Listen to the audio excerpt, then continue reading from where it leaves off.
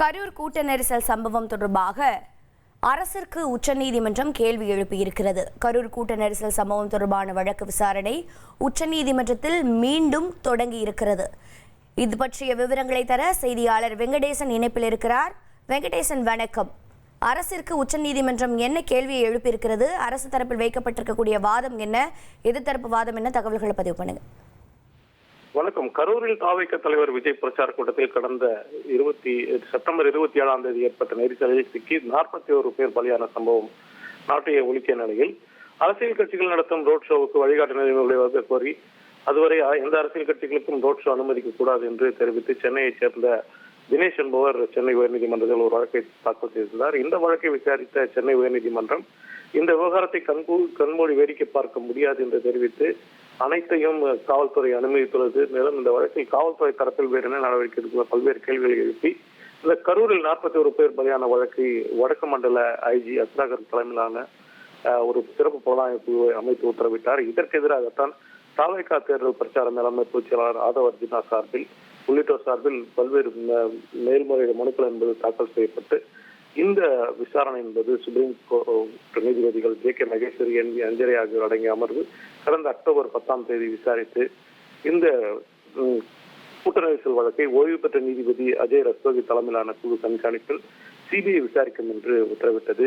இந்நிலையில் தான் இந்த விவகாரத்தில் தமிழ்நாடு அரசு சார்பில் ஒரு பதில் மனு தாக்கல் செய்யப்பட்டது. அதில் கரூர் கூட்ட நெரிசல் விவகாரத்தில் போலீசார் கடமை தவறியதன் குற்றச்சாட்டுகள் ஆதாரமற்றது என்றும் இந்த விவகாரத்தில் கரூர் மாவட்ட போலீசாரும் நிர்வாகமும் ஜாக்கிரதையாகவும் முன்னெச்சரிக்கையுடன் செயல்பட்டிருப்பதாகவும் தரவுகள் உள்ளது என்று தெரிவித்து தாவேகாவின் பிரச்சார கூட்டத்திற்கு 606 போலீசார் பாதுகாப்பு பணியில் ஈடுபட்டதையும் தெரிவித்தனர். மேலும் இந்த கரூர் கூட்ட நெரிசல் வழக்கை CBI விசாரணை உத்தரவிட்டதை ரத்து செய்ய வேண்டும் என்று பதில் மனு தாக்கல் செய்ததுடன் தமிழ்நாடு அரசு அமைத்த அந்த நீதிபதி அருணா ஜெகதீசன் ஆணையத்தை தொடர்ந்து செயலாற்ற அனுமதிக்க வேண்டும் என்றும் ஒரு பதில் மனு என்பது தாக்கல் செய்யப்பட்டது. இந்த வழக்கு என்பது இன்று மீண்டும் விசாரணைக்கு வந்தது.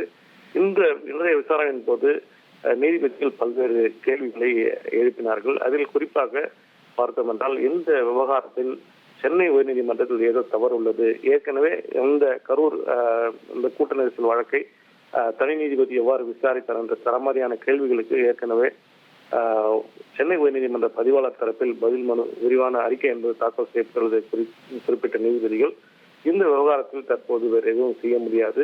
குறிப்பாக இந்த கரூர் கூட்ட நெரிசல் போன்ற சம்பவங்கள் எதிர்காலத்தில் ஏற்படாத இருக்கும் பரிந்துரைகளை ஆணையம் வழங்கும் என தமிழ்நாடு அரசு தெரிவித்துதான் அந்த ஆணையத்தை மீண்டும் செயல்பாட்டுக்கு கொண்டு வர பல்வேறு வாதங்களை முன்வைத்தது. அதற்கு நீதிபதிகள் மறுத்துவிட்டனர். மேலும் தமிழ்நாடு அரசு அமைத்த அந்த ஓய்வு பெற்ற நீதிபதி அருணா ஜெகதீசன் ஆணையத்துடைய நோக்கம் என்ன என்பதையும் கேட்டு நீதிபதிகள் தெரிந்து கொண்டனர். இத்துடன் அந்த CBI விசாரணையை கண்காணிக்கும் குழுவில் தமிழ்நாட்டை சேராத மூத்த IPS அதிகாரிகள் இடம்பெற்ற விவகாரத்தையும் தமிழ்நாடு அரசின் சார்பில் சுட்டிக்காட்டப்பட்டது.